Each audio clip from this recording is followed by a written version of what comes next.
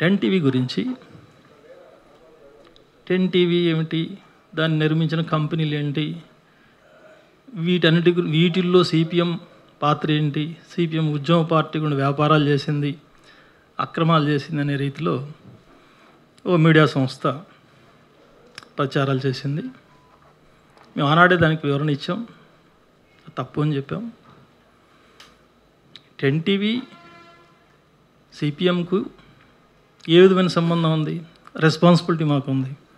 దాన్ని ప్రమోట్ చేసాం, సపోర్ట్ చేసాం, ఒక ఆల్టర్నేటివ్ ఛానల్గా సపోర్ట్ చేసాం. టెన్ టీవీయే సిపిఎం కాదు, సిపిఎంఏ టెన్ టీవీ కాదు. దానికి ఒక కంపెనీ ఉంది, దానికి వ్యక్తులు ఉన్నారు, సంస్థలు ఉన్నారు, గవర్నింగ్ బాడీ ఉంది. అయినా సరే ప్రజల్లోకి వెళ్ళినప్పుడు ఒక జాతీయ పార్టీ ప్రతినిధులంగా స్టేట్లో ఒక సమరశీల పోరాట సంస్థగా ఉన్న సిపిఎం అట్లాంటి ఆల్టర్నేటివ్ ఛానల్ని సపోర్ట్ చేయాలి మన శక్తి మేరకు అనుకున్నాం. వాళ్ళకి విరాళాల సేకరణలో కూడా మేము సహకరించాం, బాధ్యత పడ్డాం. ఆ బాధ్యత సిపిఎం మర్చిపోదు. ఎవరి దగ్గర అయితే ఆ విరాళాలు తీసుకున్నామో అది ప్రాఫిటబుల్గా లేదు కాబట్టి, నష్టాల్లో పడింది కాబట్టి, వచ్చిన నష్టాన్ని పార్టీగా హెల్ప్ చేసి పార్టీగా భరించి కొన్ని కోట్ల రూపాయలు 23 crores పార్టీగా నష్టం భరించి ప్రజలను సేకరించిన విరాళాలు మాత్రం ఏ ఒక్క రూపాయి మిగిల్చుకోకుండా, నష్టాన్ని వాళ్ళ మీద వేయకుండా నిజాయితీగా ప్రజలకు పంచే ప్రక్రియలో ఉన్నాం. ఇప్పటికి దాదాపు సగం దాకా పూర్తయింది. తెలిసి తెలియక కొంతమంది షేర్ హోల్డర్స్ ఆందోళన పడవచ్చు, ఎక్కడైనా ఒక కంప్లైంట్ పెట్టచ్చు. దానికి బాధ్యతగా కంపెనీ ఇతర టెక్నికల్ విషయాలు ఏమైనా ఉంటే వాళ్ళు సమాధానం చెప్తారు.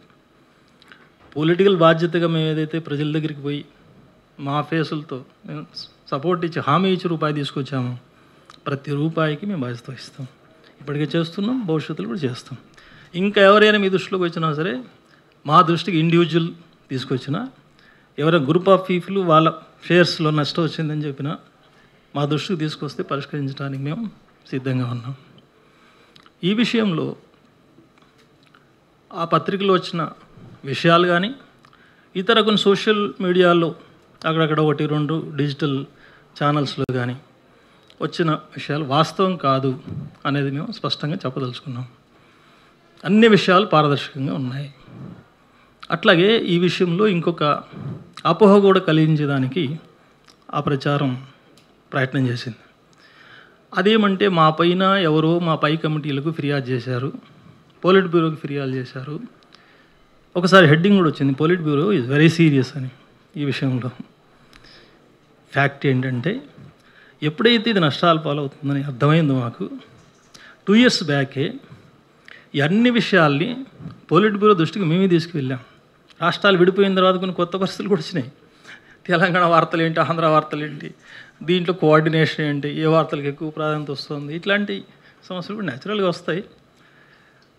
ఇట్లాంటి సమస్యల గురించి అన్నిటి గురించి కూడా మా హయ్యర్ బాడీ పొలిట్ బ్యూరో కాబట్టి పొలిట్ బ్యూరోకి చాలా ముందుగా మేము ఎక్స్ప్లెయిన్ చేసాం, నోట్ పంపించాం, వివరాలు రాసాం, రిపోర్ట్లు పంపించాం. సాకల్యంగా చర్చించి వాళ్ళు రాస్తున్నారు, మేము దాన్ని అక్రమంగా అమ్మేస్తే పొలిట్ బ్యూరో మా మీద యాక్షన్కి వస్తుందని. What is fact? మేము చెప్పిన రిపోర్ట్ ఆధారంగా పొలిట్ బ్యూరో చర్చించి వివరాలన్నీ సేకరించి మీరు అమ్మేయడం మంచిదని సలహా చెప్పింది, సలహాతో నిర్ణయం చేసింది PV polit bureau. That is fact. ఆ సూచన ఆధారంగా మా పై కమిటీ చెప్పిన నిర్ణయం మేము పాటించాం. ఒకవేళ ఇదంతా జరిగిన తర్వాత కూడా ఎవరైనా మా మీద వ్యతిరేక అభిప్రాయంతో కానీ, లేదు ఫ్యాక్చువల్గా ఎవరిని ఆందోళన చెంది కానీ, తన రూపాయి పెట్టింది పోతుంది మన ఆందోళన చెందిన, నిజాయితీగా ఆందోళన చెందిన పొలిట్ బ్యూరోకి ఎవరిని రాశారనుకోండి, తప్పేం లేదు. ఇప్పుడు రాయొచ్చు, రేపు కూడా రాయొచ్చు, ఇంకేదైనా కొత్త కంప్లైంట్ ఉంటాయి. అట్లాంటి కంప్లైంట్స్ కొన్ని వాళ్ళ దృష్టికి పోయినాయి. దానికి కొత్తగా ఎవరిని అడుగుతారు, మళ్ళీ మేము చెప్తాం. సో ఇంత పారదర్శకంగా విషయాలు ఉన్నాయి. ఒక మీడియా సంస్థ మీద మీడియా సంస్థ చేస్తున్న ఈ పని సరైనది కాదు, నైతికంగా కూడా కాదు. దయచేసి మీడియా మిత్రులు అర్థం చేసుకోవాలి, మా నిజాయితీకి సహకరించాలని చెప్పి. లేదు వాస్తవంగా ఎవరిదైనా కంప్లైంట్ ఉంటే, గ్రీవెన్స్ ఉంటే బాధ్యతగా మీరు మా దృష్టికి తీసుకుని మీరు రెడీ అని చెప్పి మీకు విజ్ఞప్తి చేస్తున్నాం.